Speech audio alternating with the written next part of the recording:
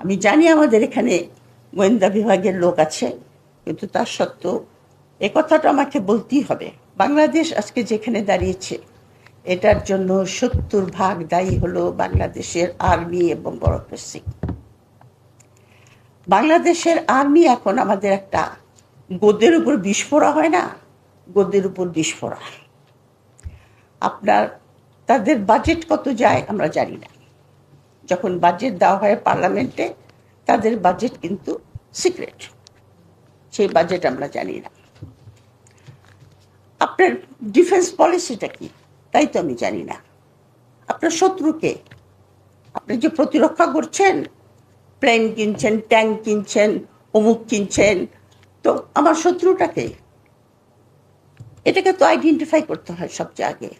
আপনি কার সঙ্গে যুদ্ধ করবেন, যে জন্য আপনি এগুলি সমস্ত কিনছেন? কে আমাদের শত্রু? কোনো রকম ক্লিয়ার কাট সেরকম কোনো ডিফেন্স পলিসি নাই।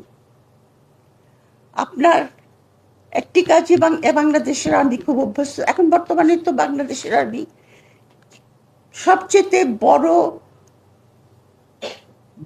পার্টনার, পিপিপি যেটাকে বলে, পিপল প্রাইভেট পার্টনারশিপ, এটা সবচেয়ে বড় পার্টনার হলো আর্মি। আপনি কোনো বড় কন্ট্রাক্ট দেখাতে পারবেন না যেখানে আর্মির নাই, ইনভলভমেন্ট নাই। যুদ্ধ কিন্তু করে না কোনো জায়গায়। এই যে মিয়ানমার থেকে আপনার নাফ নদী ক্রস করে মিয়ানমারের প্লেন যখন তখন আমাদের আকাশে উড়ে যাচ্ছে, মাঝে মাঝে আবার ইও ফেলে যায়। আপনার ওটা কি কি জানি বলে, ঝোর, হ্যাঁ, ওগুলো ফেলে চলে যায়, কিচ্ছু বলে না, ক্ষমতাই নাই কিছু করার।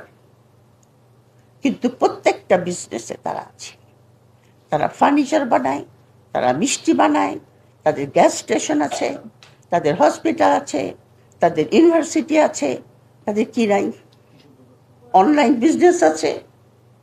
আবার এক ভাই থাকে ডিওএইচএস, আমির লোক না, ভাড়া থাকে মিরপুরে। তো ওর বাসায় খেতে গেছে একদিন, তো মিষ্টি খেতে দিয়েছে আমাকে। আমরা মিষ্টি কিন্তু খুব ভালো করতে কিনছিস?